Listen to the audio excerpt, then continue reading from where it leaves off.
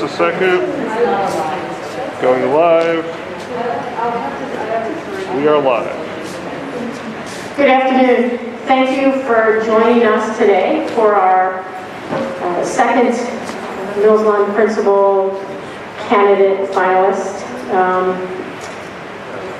Today we'll be hearing from Megan Winston, who is currently an assistant principal at Xenia High School and has experience, former experience in the public schools as principal of Horace Mann Elementary. So she's going to give her presentation and then we'll entertain questions.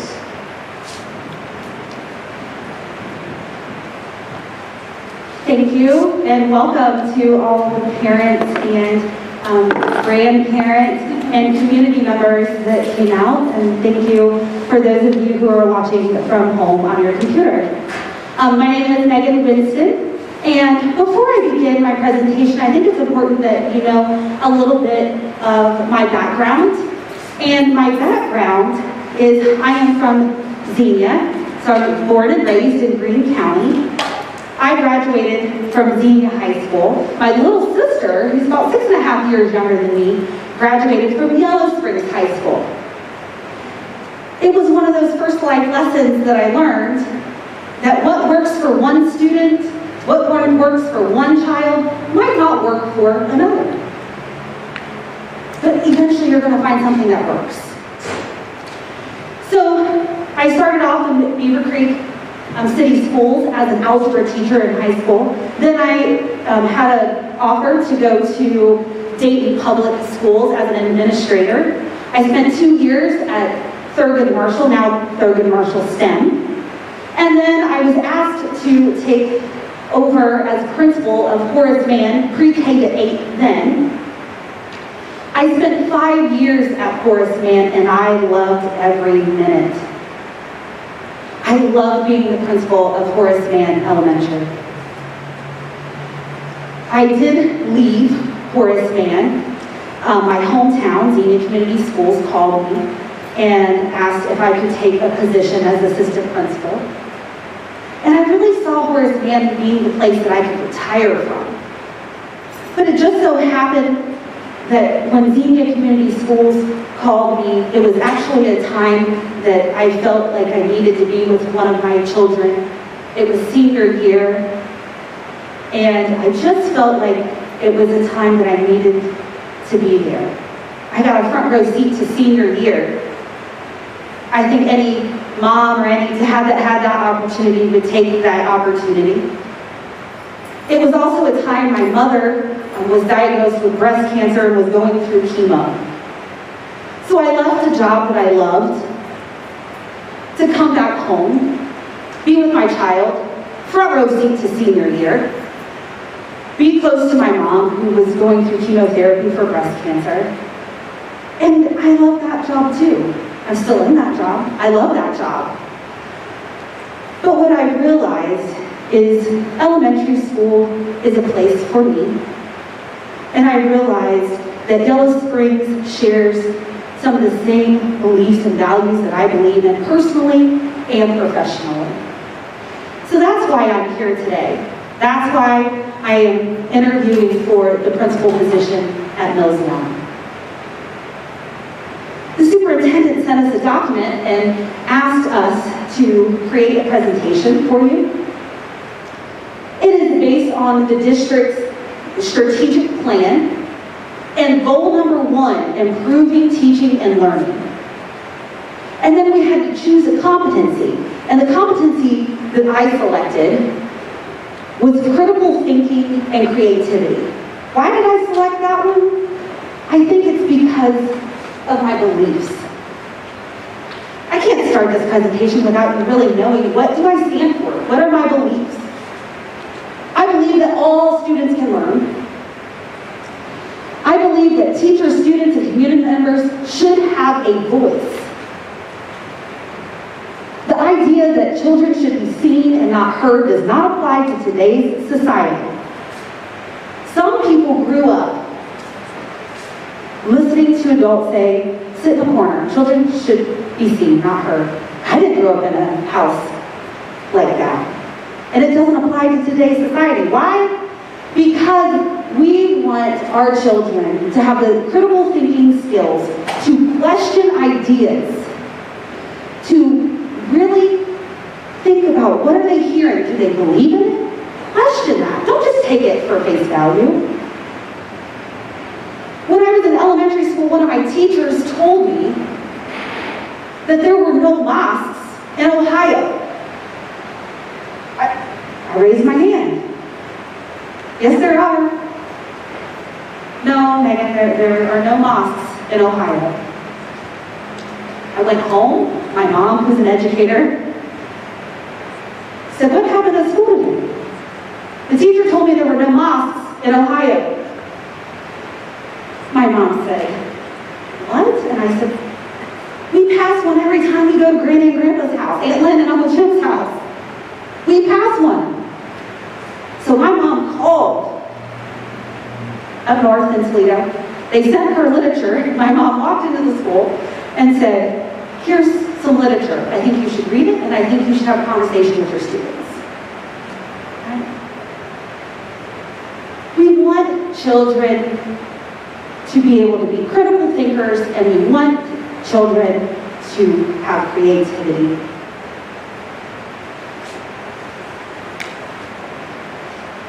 Why is critical thinking and creativity so important? Our children are growing up in a time where they are not sitting beside someone that has the same culture, same values, beliefs. Homogeneous groups are no longer. Students share different experiences, different challenges, privileges, or lack thereof, and different successes.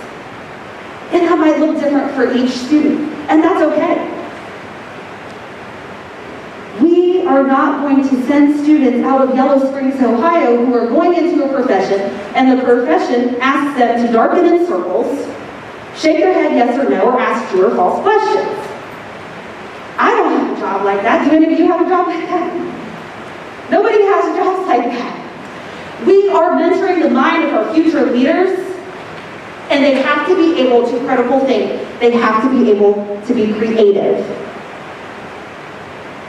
They are going to be asked to solve problems by reasoning, making difficult decisions, collaborating, communicating, making mistakes.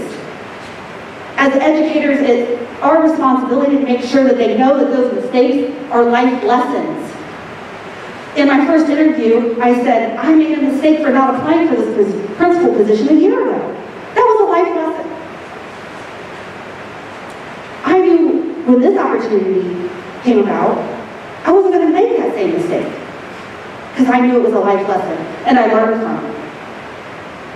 We want to make sure that our students know that diversity is an opportunity for creativity.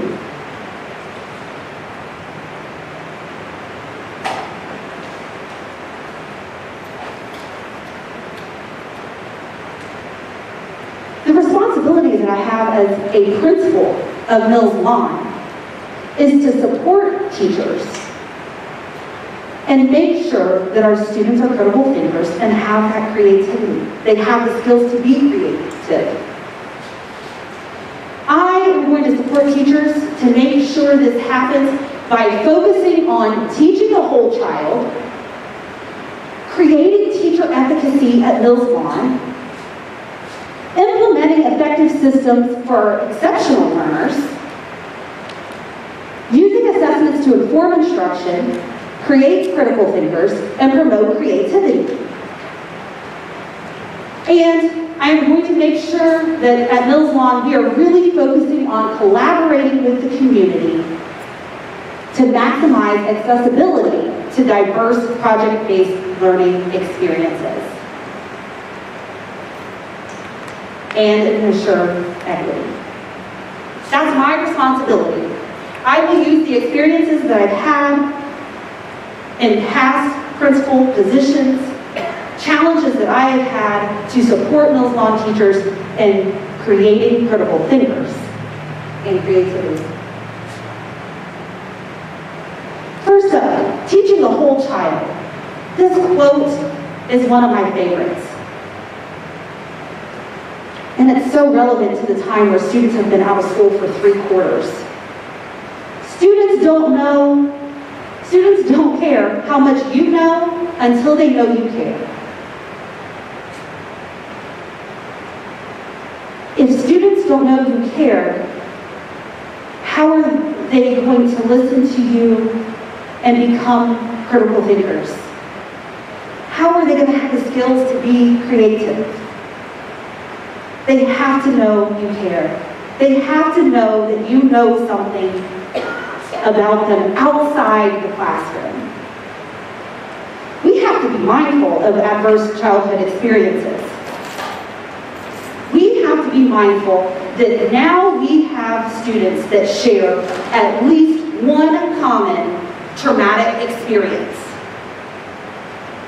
And that is the experience of living through a pandemic. Being on remote learning, not being able to see their friends, sometimes not being able to see a grandparent. That is a traumatic experience for children. It's a traumatic experience for us. And we have to be mindful, and we have to address that head on as soon as the next school year starts. And I'm sure they're doing it at Millsland right now. We have to continue those efforts at the beginning of next school year. Continue building the relationships. Teachers, students, teachers, parents, school, community, continuing those relationships so that we can make sure our students know that we care. Making sure that we use the PBIS structure that is in place to support students. Making sure that students know we care, making sure there is a structure in place for them to learn. How will I support this approach? Making sure there are building-wide SEL strategies. I think one of the important things for students to do, especially at this age, is to really journal. Number one, it's going to help them in writing. Number two, it's going to help them critical think. If they journal when they walk in and they say, okay, what is my goal for today? And at the end of the class, what did I do well? What were my challenges? What am I going to change for the next class period? In my previous interview, they were talking about making sure that they have this morning circle time. Making sure we all get together, common message, welcome the students in. This is a start for creating these critical thinkers. And then I think my next responsibility is to maintain and maybe create some resources within the community and within the building to really support these students, emotionally, mentally, physically. We have to have healthy students. We can't create critical thinkers unless we have healthy students.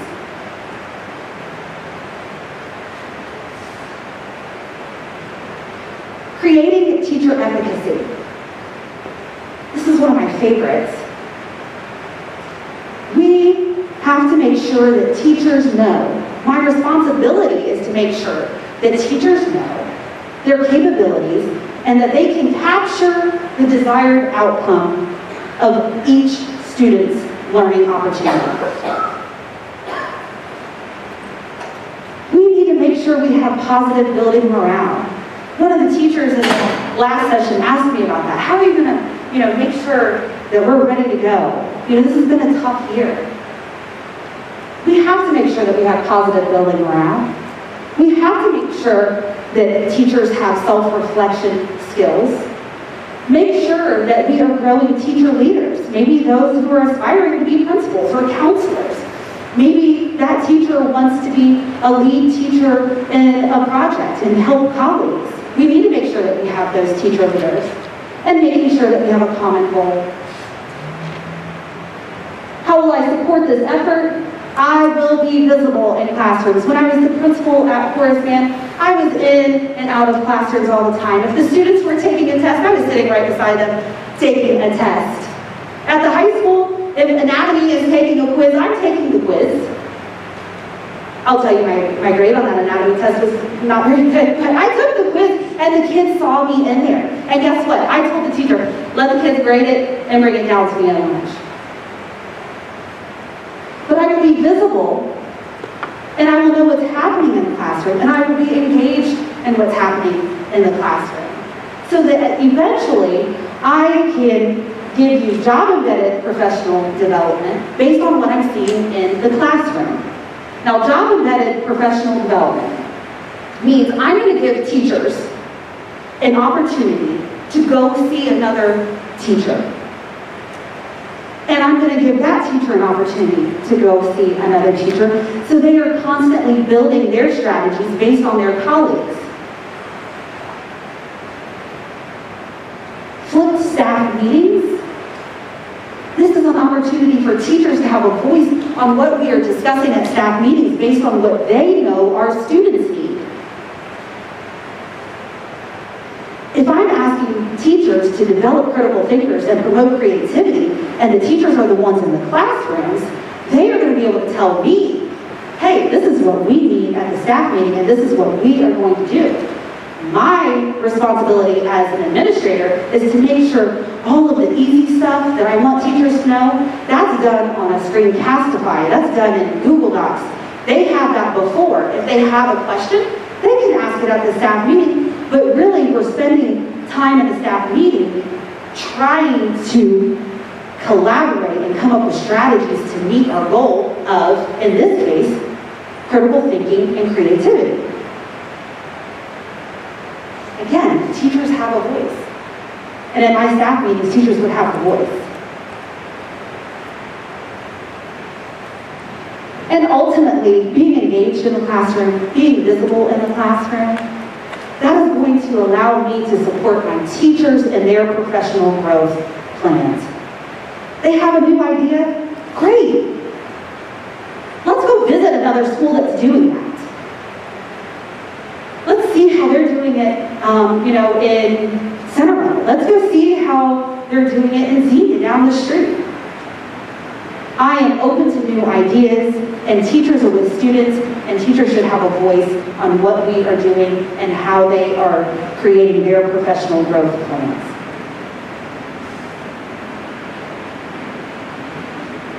Implementing effective systems for exceptional learners.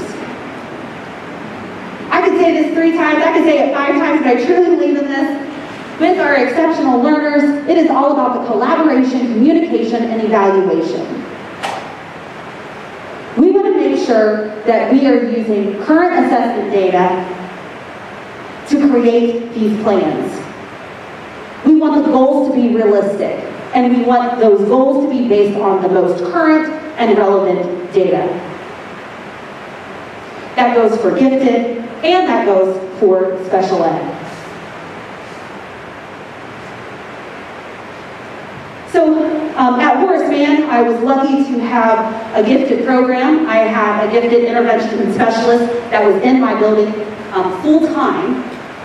At Horace Mann, we used a pull-out model, and she worked closely with the classroom teacher so she could extend that learning. But how wonderful would it be if we survey teachers and survey parents before we even start developing those plans? What does this individual student need? How are we really going to grow this individual student?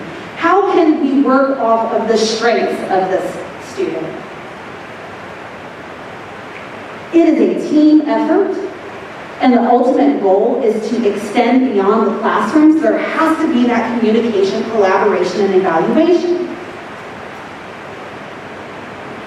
Special ed, again, we're going to focus on these students' strengths.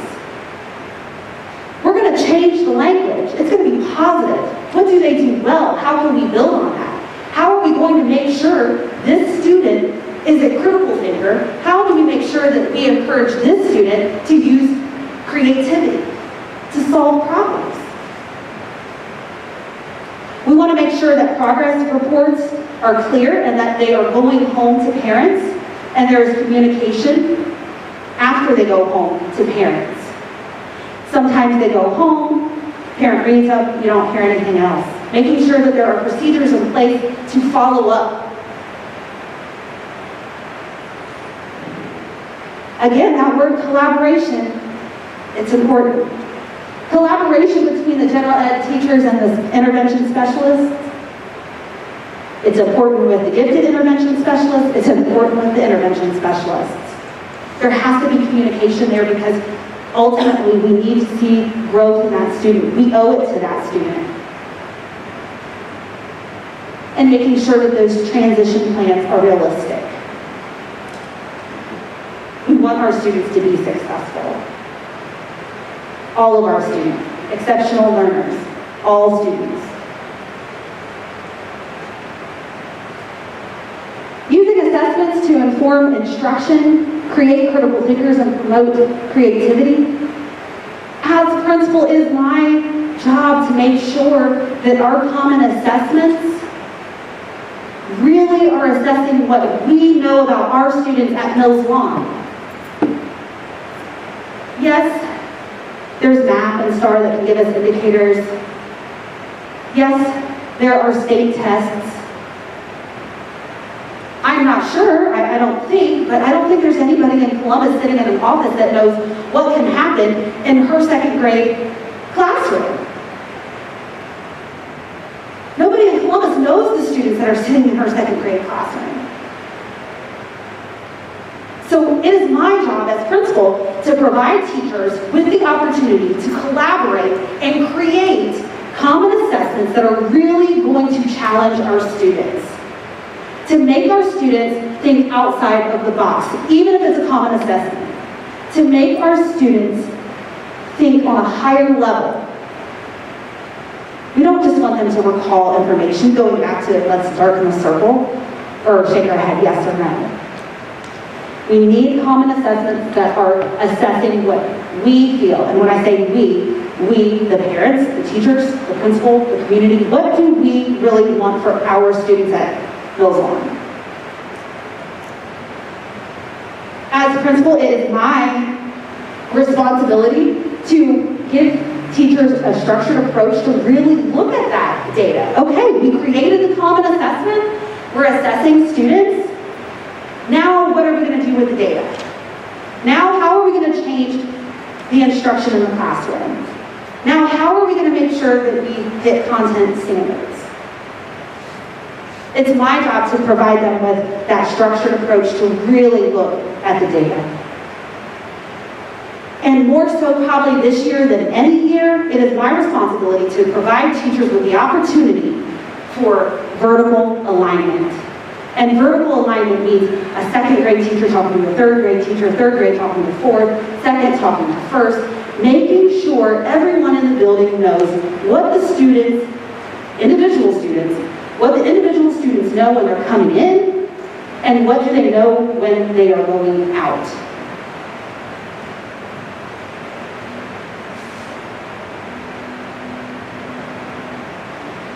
The pictures on the screen are pictures from my old building, Horace Mann, made public. I was so lucky at Horace Mann. I worked with Dr. Michelle Fleming. We created a professional development agreement. And what that professional development agreement allowed was a partnership between Wright State and Horace Mann. I actually offered college classes in my building. They would come to Horace Mann, they would do part of their time with the professor, and then part of their time they were assigned to classrooms working with classroom teachers. It also fostered a lot of relationships with nonprofits, with community members, with different businesses. So my third grade class, we focused on third grade this year, and my third grade class wanted to go outside. It seems very simple. They wanted to go outside and they wanted to have a class. They would ask Ms. Shope, the third grade teacher, and Mr. Packard, they would ask them to go out and have class. So when we started talking about what project-based learning opportunity we could do in the third grade, we went back to what the students said. The students have a voice. They wanted an outside learning area. And then it developed into our own Horace Mann garden so we could grow vegetables and then try the vegetables in the classroom. So we got together, this happened on a Saturday, we got together and we created the Horace Mann Learning Garden, where learning can happen and the garden can happen. And now we have our area where our students can see their problem, all their hard work, their collaboration come to life. So why do I say this? Well, because project-based learning obviously fosters those critical thinking skills, that creativity. We want students to have a voice. We want it to be an authentic problem or a question to really start the project-based learning process. How does this work in our community? Celebrate diversity to enhance creativity. Promote diverse project-based learning experiences.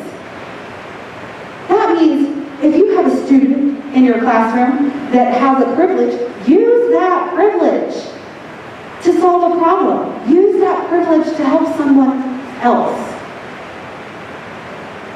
If that child has an adverse childhood experience and they feel passionate about something, use that to enact change. I think the ultimate goal here is to use everything that we are doing in the classroom, project-based learning experiences, teaching, making sure students know that we care.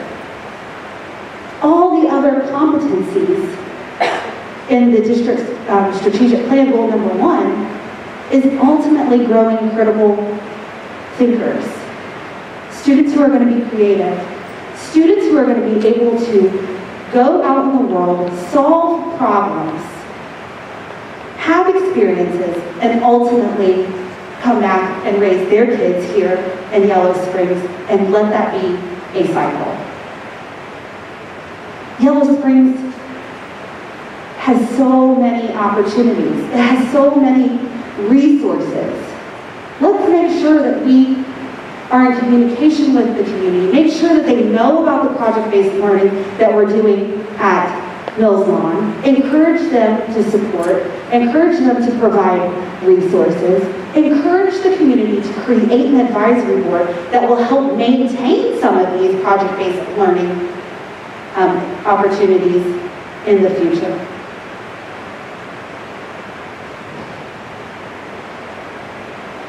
It's a collaborative partnership.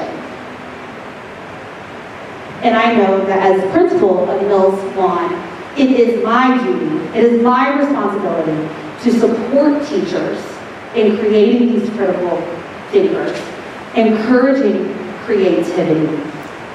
It is my responsibility as principal of Millsland to listen to my teachers, to listen to my parents. Because the ultimate goal are these little minds that are eventually going to be our future leaders. Thank you.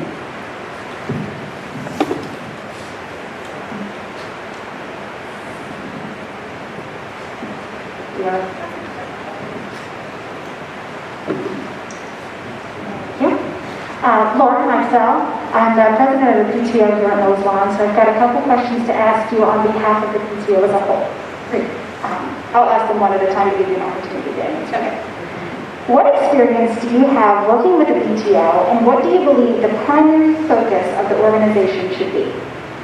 So I have lots of experience, and I was very lucky at Horace Mann to have a strong PTO. And I will say, I still communicate with the president of the PTO today, and I've been gone for almost 5 years now, and I still talk to her. So I have lots of experience. I think the ultimate goal of PTO is to support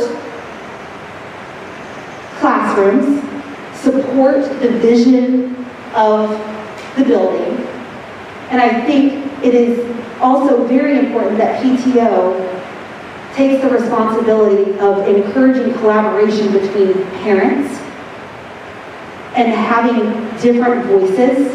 And I say that because I see it happen all the time. With PTOs, it's like this one group. And maybe there are other parents that want to get involved. Maybe they can't because of work schedules. Maybe they can't because they don't know. But I think the number one responsibility is to make sure that PTO encourages participation from all parents and allows different opportunities for all parents to be involved. And then ultimately, collaboration between school, principal, teachers, and see how the PTO can support what's going on in the classrooms and the building-wide vision. Oftentimes, the loudest or most persistent voices in our community do not necessarily reflect the opinions of the majority. How would you ensure that all parents' voices and concerns are given equal attention? I think it kind of goes back to your first question, and that is making sure that we have multiple platforms for parents to feel like their voice can be heard, and making sure that there's procedures in place for that two-way collaboration, not just voice a concern and then you don't hear anything. So I think, number one, making sure that we have multiple platforms for for parents to voice their opinions and voice their concerns, and maybe even voice successes.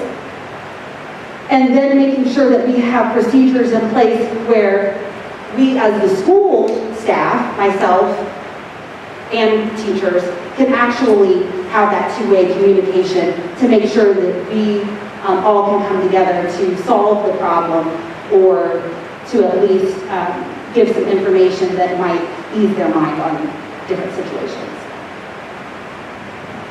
Can you list specific examples of ways that you have built rapport with students in your school, and also specific ways you have built relationships with parents?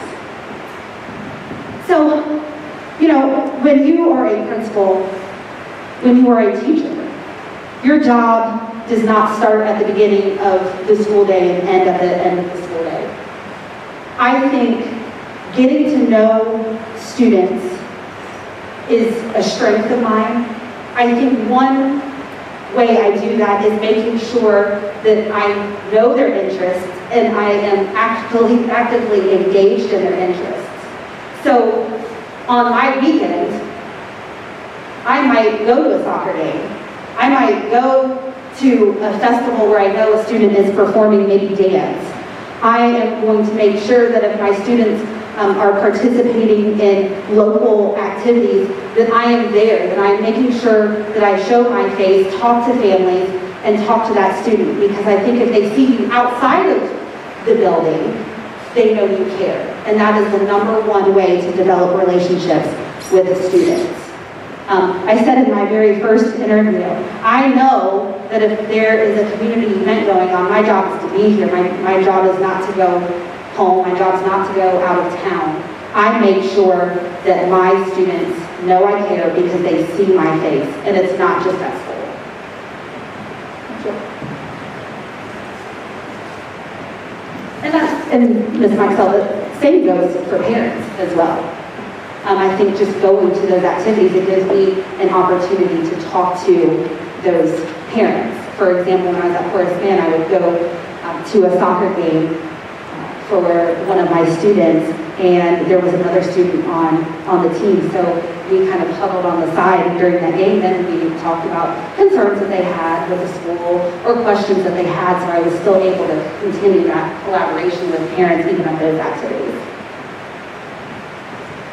So you sort of just touched on this a bit, but I appreciate your emphasis on connection, and I wanted to ask, so Yellow Springs is a unique culture that can unfortunately sometimes come across as insular, and I was wondering if you had given consideration to how you would possibly bridge that gap with the community and create those connections that you're talking about, and you briefly touched on that at the last question.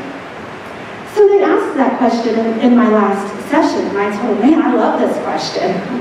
Because number one, I love Yellow Springs.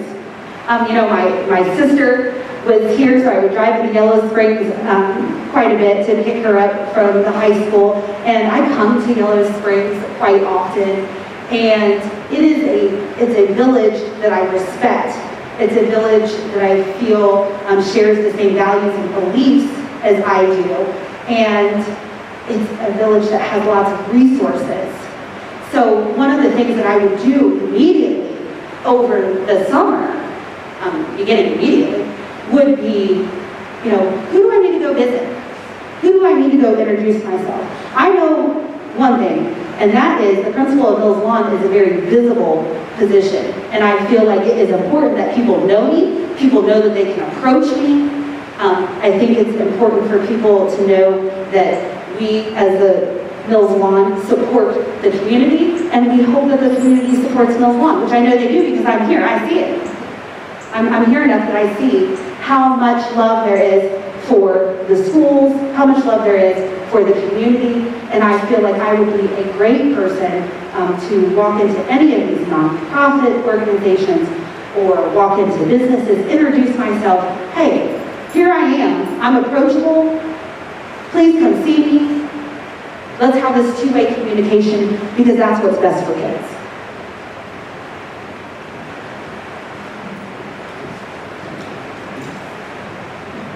Hi, Terry Graham. I, as a former teacher, realize that the culture of the school depends on happy teachers. And you talk generally how you might support teachers. Could you give a specific example how you might, help with teacher morale or tell someone that they've done a good job on a particular project? So on one of the slides that I had up, and it's very simple, we put out slips where teachers can write to other teachers. Hey, thank you for doing this, or hey, we appreciate you helping.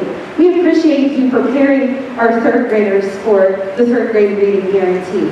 So it's little things like that. It's the fact that I called my 79-year-old father today to put 100 boxed lunches in the back of his car to bring to the high school because it's Teacher Appreciation Week, and we wanted to make sure that the staff had lunches. I think just little things will go a long way. I was talking to one of my former colleagues, I think it was 2 days ago, and he found out that I was a finalist in this position. And the one thing he said to me was, I still have that little sticky note from you from 2 years ago, over 2 years ago now. And it was just a little sticky note of, something I wrote for motivation that I stuck on his computer one day. And that's what he talked about. And then last night I was talking to Joni Watson, who was my art teacher at Horace Mann. She's getting ready to retire this year. I want to say she's in year 36 maybe. And one of the things she said, I miss you being the principal at Horace Mann. You always just made sure that we knew that you appreciated us. You always made sure that we had fun. You always made sure that the staff got along. And that's one of the things that she said to me, and that's one of the things that the other colleagues said. And I said, man, that must be one of my strengths, because they both mentioned it just this week.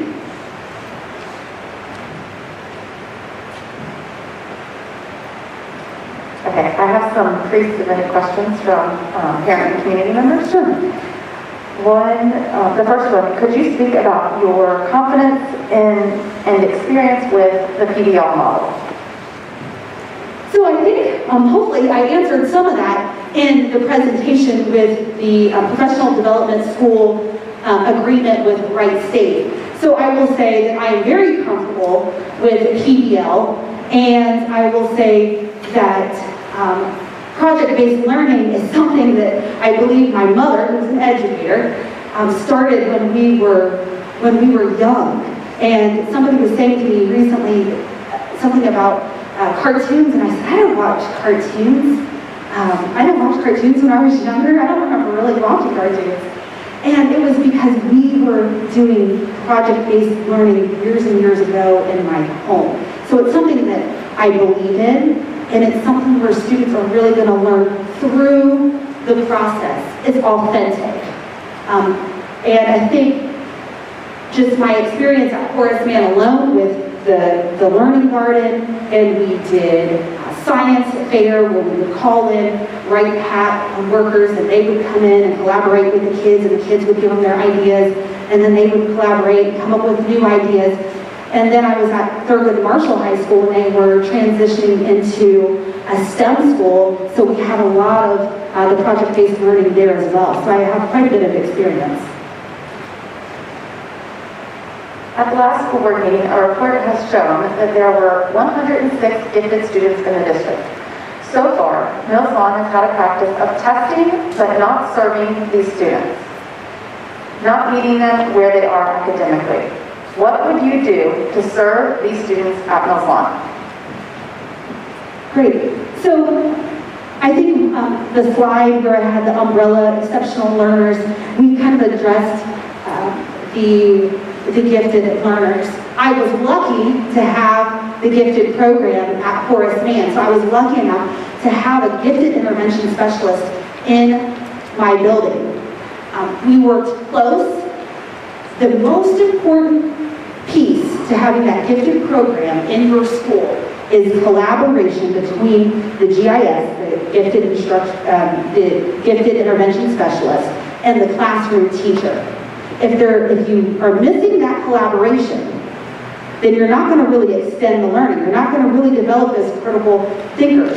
So collaboration between the GIS and the gen ed teacher is very important. Making sure that we have a model for those students to be serviced, and really making sure, going back to those common assessments, making sure that we have common assessment data that is current and relevant so that we really know what services we need to provide and what goals should be written for those individual students. What would you do to put in place, what would you put in place to deepen Millsland's commitment to anti-racism? I think anytime you're dealing with anti-racism, anytime you're dealing with racism, the key component is education. The key component is celebrating diversity and making sure students are aware of diversity. I think for so long we would hide away and just try to ignore the situation. We can't do that. Look at the news. Look at current events. We can't do that. So we need to be mindful that it exists. We need to make sure that students are educated. We need to provide forums for students to discuss their feelings. We need to provide diverse experiences. And I think at Millsland, it's a diverse demographics. Yellow Springs is a wonderful place to raise a child with so many different values, cultures, races. This is a wonderful place to do that.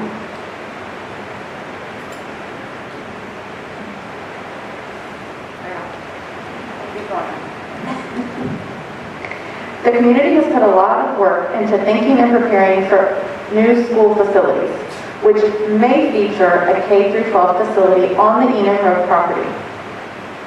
Can you speak on what you would do to grasp the community cultures and to add to the conversation? What is your experience with having a school levy on the ballot? What is your experience with transitioning into a new facility? So I will say that, growing up in Xenia, we just passed a levy just on Tuesday. It's a really exciting time for the community.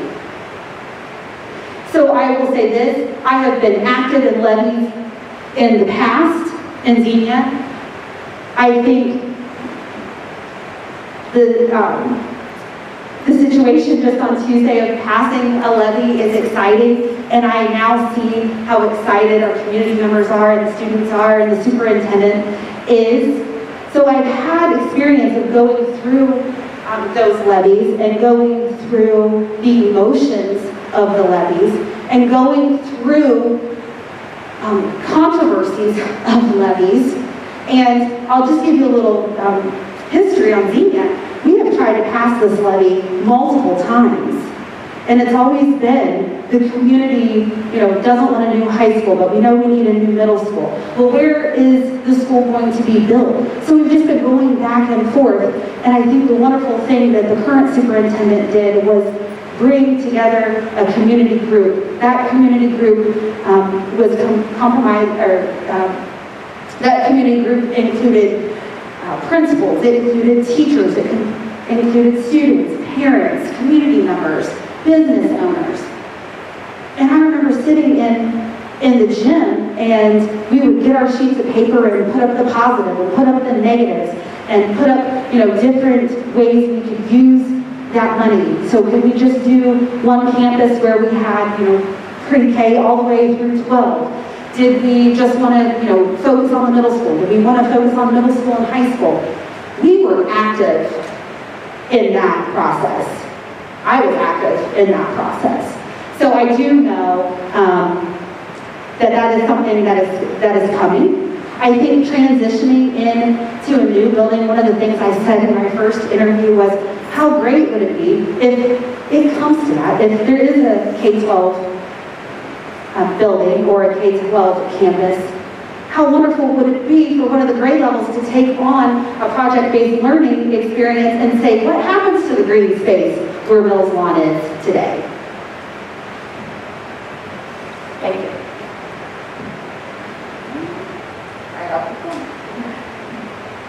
Millsland is small and has high caregiver and community involvement.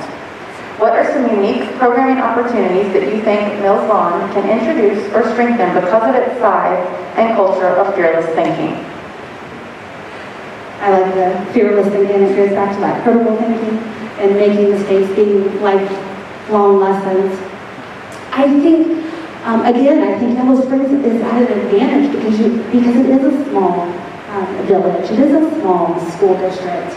I don't know if I could speak to specific programs for Yellow Springs, but what I can say is I will do my very best to develop as many partnerships and opportunities for the students at Horace Mann, whether that is to support them emotionally, whether it's to support them physically or mentally. We will make sure that we are really utilizing the resources that are available in Yellow Springs and creating programs in the school to help our students grow.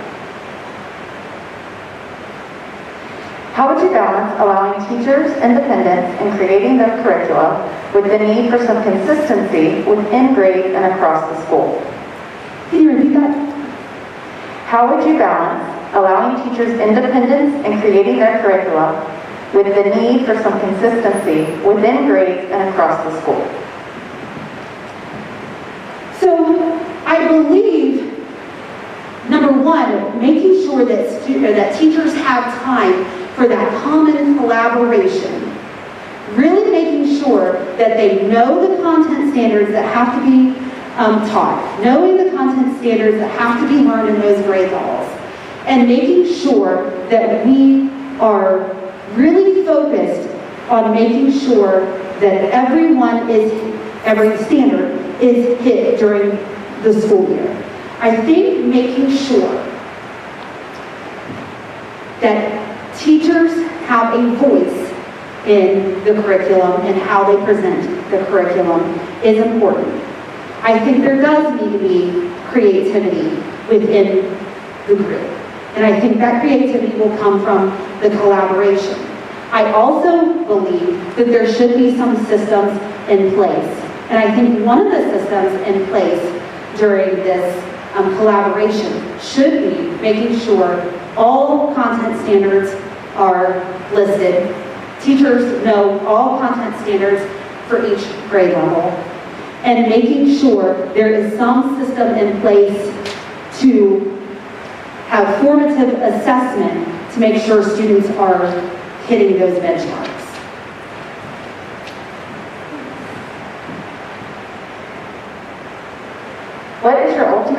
for students at Millsland? And how did you work to achieve that goal? I.e., how does that translate to the day-to-day school environment?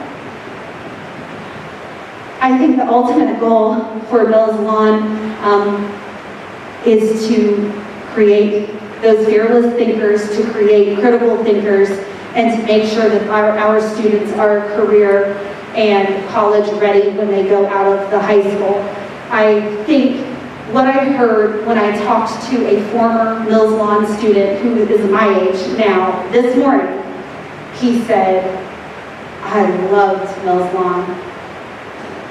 He said, I loved it there. He could recall every teacher he had. He could recall, lessons that he loved when he was at Millsland. I think hearing parents that are here that now have students at Millsland, they went to Millsland, talking about the experiences. I think the ultimate goal of Millsland should be when our students, when our kindergartners are 40, they can still say, I love Millsland. I learned at Millsland. Look at these experiences that I've had that I have carried for me now for decades. That is the ultimate goal of Millsland. Okay, how do you think your experiences in another district would inform your decisions or behavior as principal in a new district such as Yellow Springs? Can you give some pros and cons on how that might affect working with teachers and making changes? I've talked a lot about Horace Mann, and I think that is a positive. Horace Mann is located on the east side of Dayton. It houses the gifted program. I had 3 self-contained units at the time of students who were deaf and hard of hearing. I had districts such as Centerville, Xenia, Troy, sending their students to my building to be serviced because it was a wonderful learning environment. I think my experiences at Horace Mann, the diverse experiences at Horace Mann, will be a strength for me coming in as principal at Millsland. Challenges, I really can't think of any. I think Horace Mann and Millsland are real similar. Students grew at Horace Mann. We had wonderful parent community resources coming in. I had a parent that worked our PAC, it was called PAC room. Parents could come in and check out items and resources out of that room during the school day, take it home just like a library, and then bring them back. Those are the type of experiences that I've had that I would be able to bring into Millsland.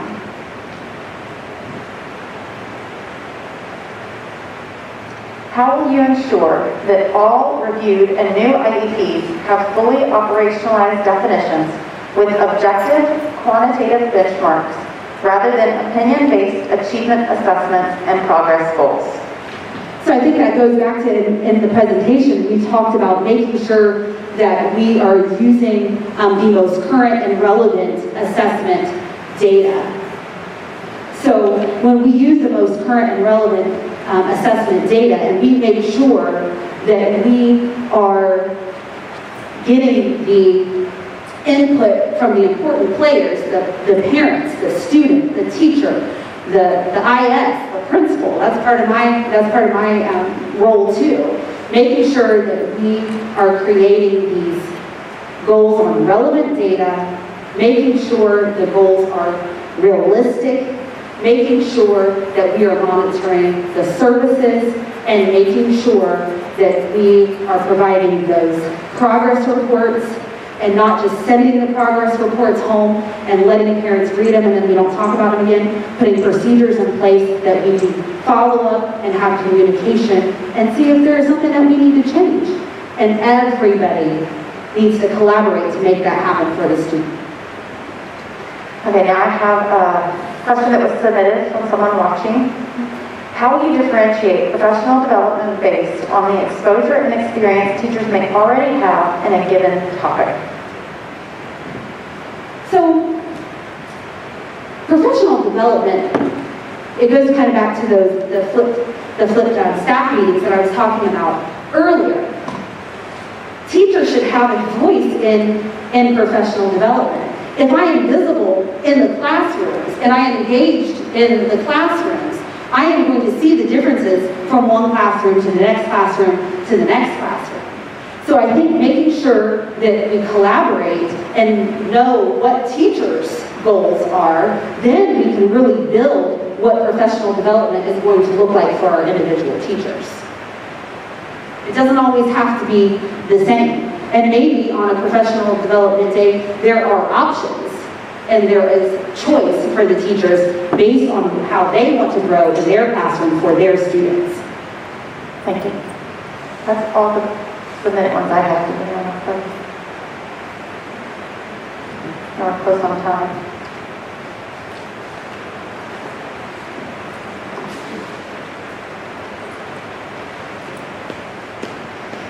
Okay, so thanks everyone. This is an important decision we have to make, so I appreciate your time and your input. Thank you. Thank you.